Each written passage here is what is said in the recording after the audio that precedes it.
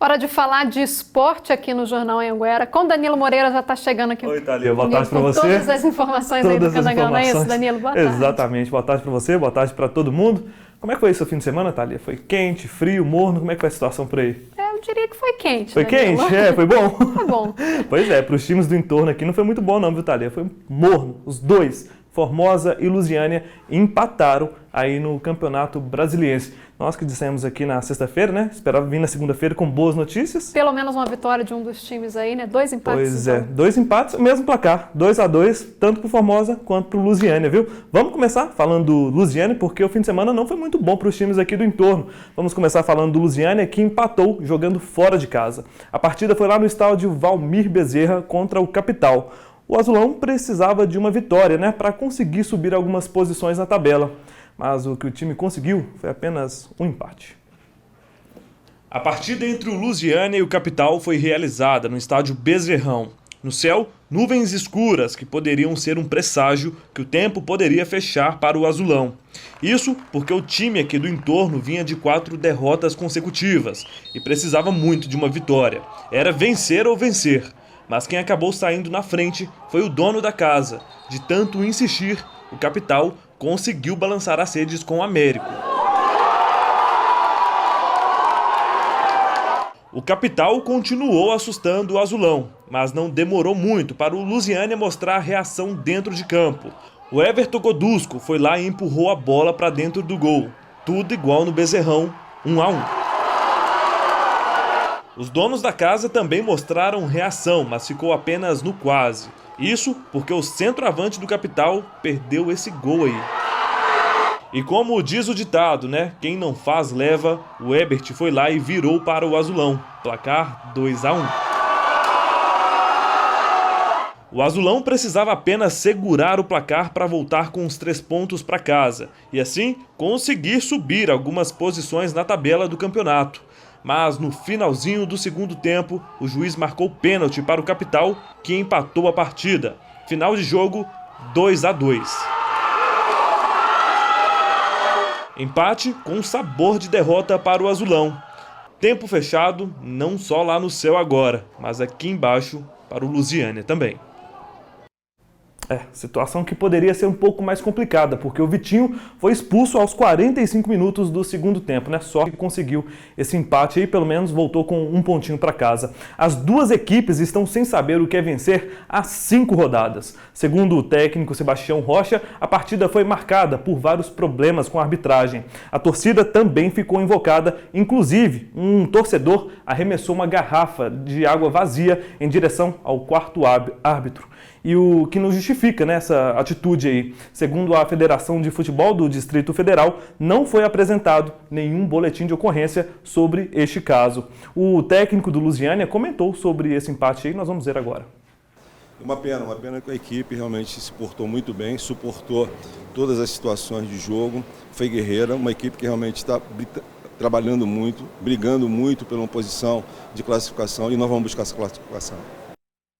Pois é, mas agora vamos falar do Formosa, que também empatou neste domingo. O Tsunami do Cerrado enfrentou o Sobradinho lá no estádio Augustinho Pires de Lima, em Sobradinho, no DF. Jogando fora de casa, o Formosa empatou por 2-2. Os gols foram marcados por Caio Carioca e também por João de Deus. Partida também com vários cartões amarelos para o Formosa. Foram pelo menos 5, viu, Thalia? Muita coisa, né?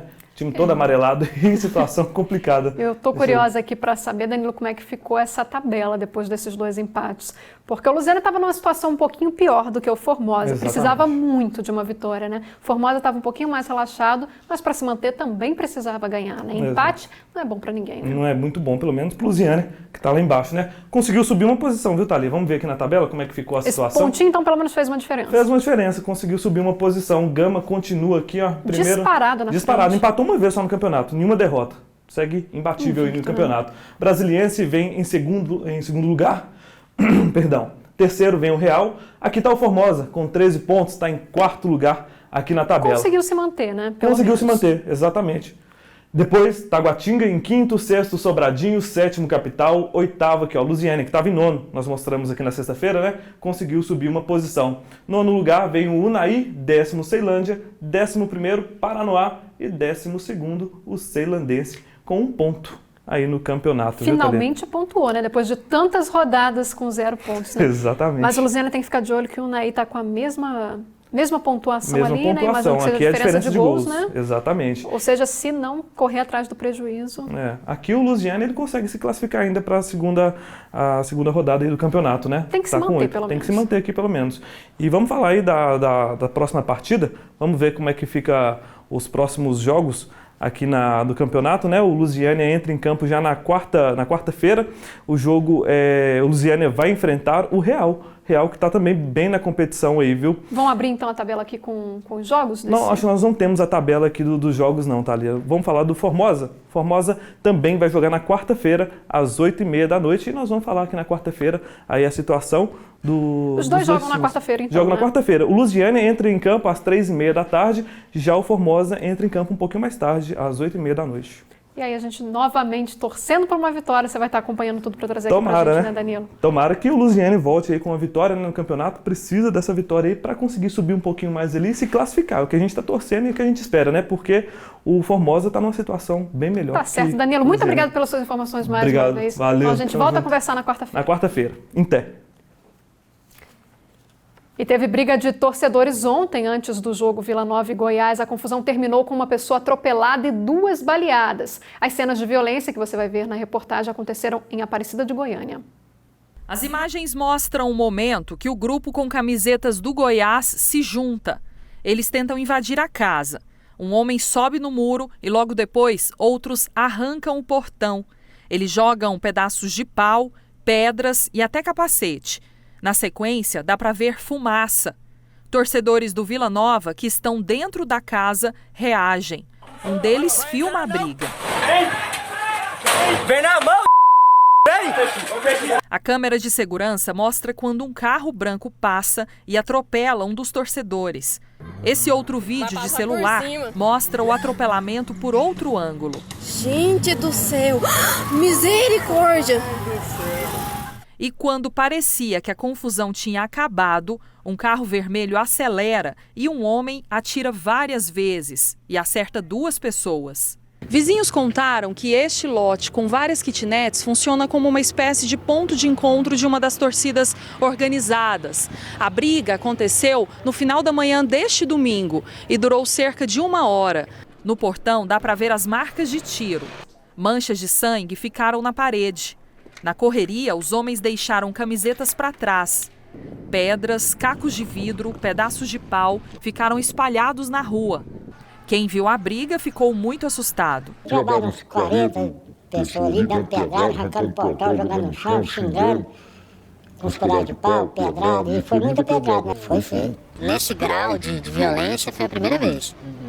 É a primeira vez que acontece tiroteio, a gente ficou bem assustado. Mudando de assunto, hoje a gente te ensina uma receita que une 2 palmeiras brasileiras. O palmito da guariroba, tradicional na culinária brasileira, e o leite da piaçava ou piaçaba, mesma usada na produção de vassouras e artesanatos. A soma das duas num prato é o que você vai ver agora na reportagem. Esse prato com aparência deliciosa é a guariroba com leite de piaçaba. A receita é tão famosa que foi indicada a um prêmio nacional de culinária. Quem faz essa delícia é a Rosilene. O preparo vai ser no fogão a lenha. Os ingredientes para fazer essa delícia são fáceis de ser encontrados. Vamos precisar de 100 ml de manteiga de garrafa, 2 dentes de alho amassados e temperados, meia cebola média picada, pimentão e pimentinha de cheiro a gosto, um tomate picado, a guariroba que vem direto da roça, nós vamos usar 500 gramas. 2 ovos cozidos picadinhos e olha que tem que ser caipira, viu? 200 ml de leite de coco de piaçaba, que vem direto do cerrado também, e 50 ml de amido de milho. O modo de preparo é simples e a Rosa dá as dicas e ensina os segredos. Nós vamos começar pela manteiga de garrafa, tá? Não é manteiga de leite, é manteiga de garrafa. Aqui tem em média 2 colheres de sopa de manteiga de garrafa.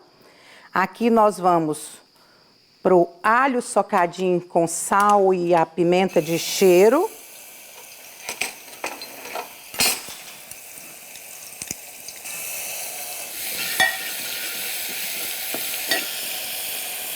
Agora nós vamos colocar a pimentinha de cheiro e o pimentão bem cortado, bem miudinho, tá? Deixar dar uma chegada aqui nesse pimentão. E agora nós vamos colocar a cebola, também cortada bem pequenininha. E agora nós vamos pôr tomate, também cortado bem pequenininho. Aí é só deixar uns 2 minutinhos para receber o principal ingrediente. A gariroba ou catulé, como é conhecido, né? Nós vamos dar uma mexida.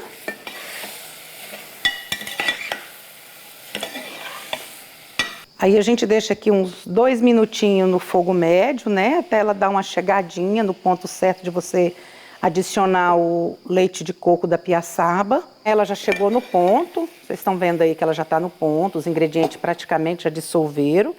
E nós vamos adicionar o leite do coco da piaçaba, tá? Agora eu vou adicionar o amido de milho, né? E vamos adicionar o último ingrediente, que é os ovos cozidos, cortado bem pequeno.